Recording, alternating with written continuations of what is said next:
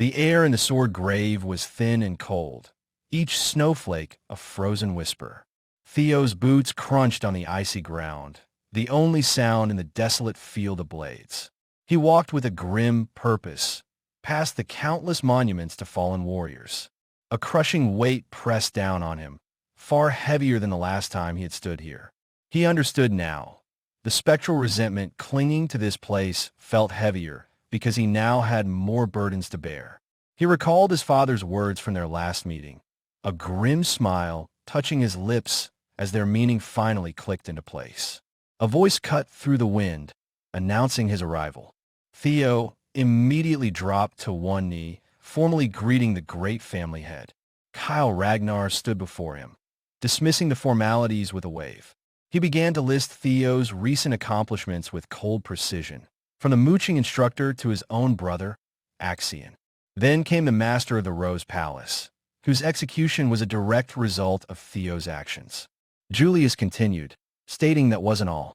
The series merchant group was exterminated and the Central Intelligence Bureau was mostly executed. He finished by saying he heard they all cried Theo's name in their final moments, a statement that struck Theo with the force of a physical blow. Before Theo could stammer out an explanation, Julius commanded him not to make excuses. A family head, he explained, must carry such weight silently. With that lesson delivered, he presented Theo with a massive, wicked-looking greatsword, the Crazy Dragon's Sword. Theo stared in shock, recognizing the name of a tyrannical former family head who had massacred thousands, an enemy the current head himself had killed. Kyle noted his reaction, seeing that he knew something. Theo chose his words carefully, stating he was only aware of the name, knowing all information on the man was confidential. Kyle was silent for a moment. Then he asked if the information about the Crazy Dragon was lacking in Theo's past life, a question that shattered Theo's composure. He had been found out. Julius's eyes glowed with an intensity that promised death. An immense pressure washed over Theo. The family had admitted he loathed regressors.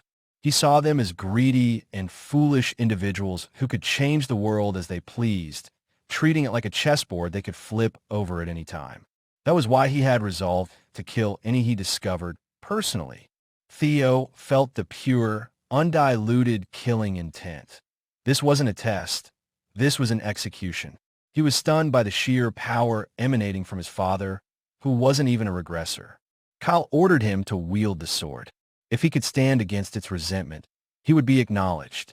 However, Julius would only admit the human Theo Ragnar and would completely erase the regressor from existence. Theo asked what that meant, his voice tight. Kyle explained that everyone he met, saved, or earned through his regression would be erased. They would cease to exist.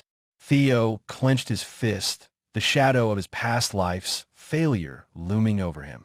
He would refuse such conditions, but he informed him he could not. He repeated his vow to kill every regressor. Theo had two choices: die for rejecting the offer, or survive as the sixth successor after cleansing himself of his past.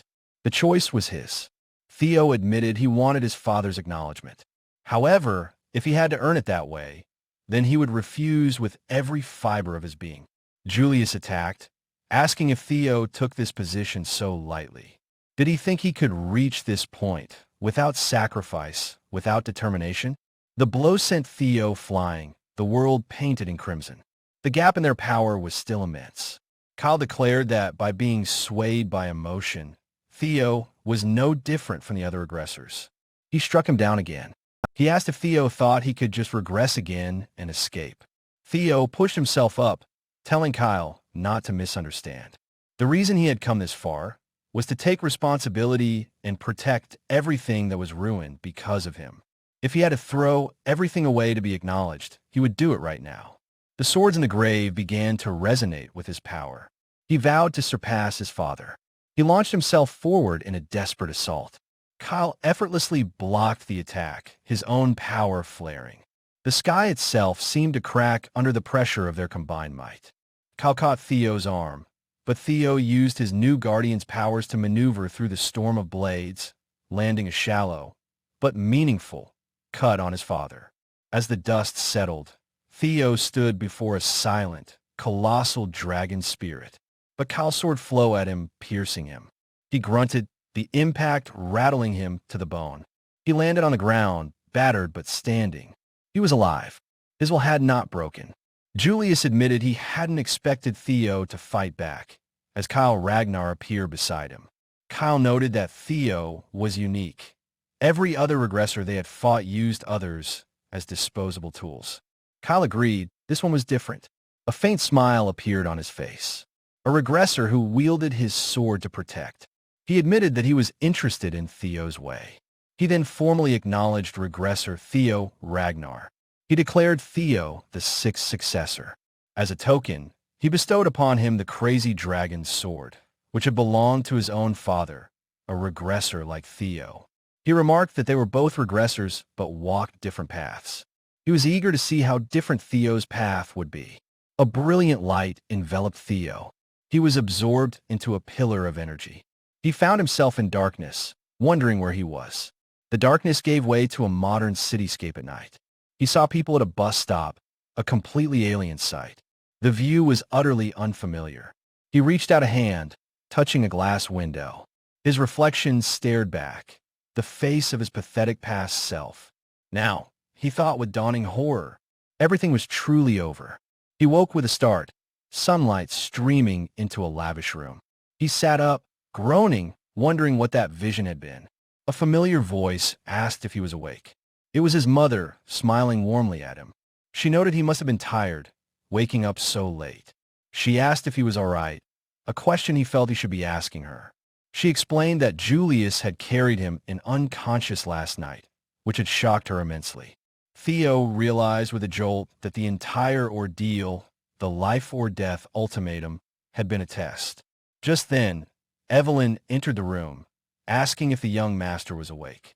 Captain Julius was with her, and he congratulated Theo on passing the family heads test. Theo was still processing it all when Evelyn cheerfully informed him that everyone outside was talking about him. Indeed, newsboys were shouting the headlines. Ragnar's sixth official successor had been announced. The news sent ripples through the other successor candidates.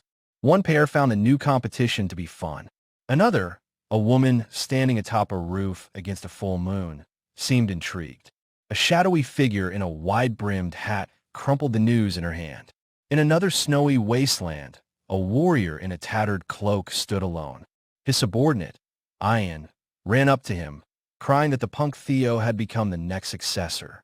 She lamented that she should have brought him to the Black Iron Cavalry. Her captain, Thorkel, told her not to blame herself. His gaze was fixed on the horizon as he spoke Theo's name. The Black Iron Cavalry captain, Thorkel Ragnar, decided it was time he met this newcomer. Hi guys. We completed the Regressed Bastard of the Sword Clan Season 1. Hope to see you in the next season.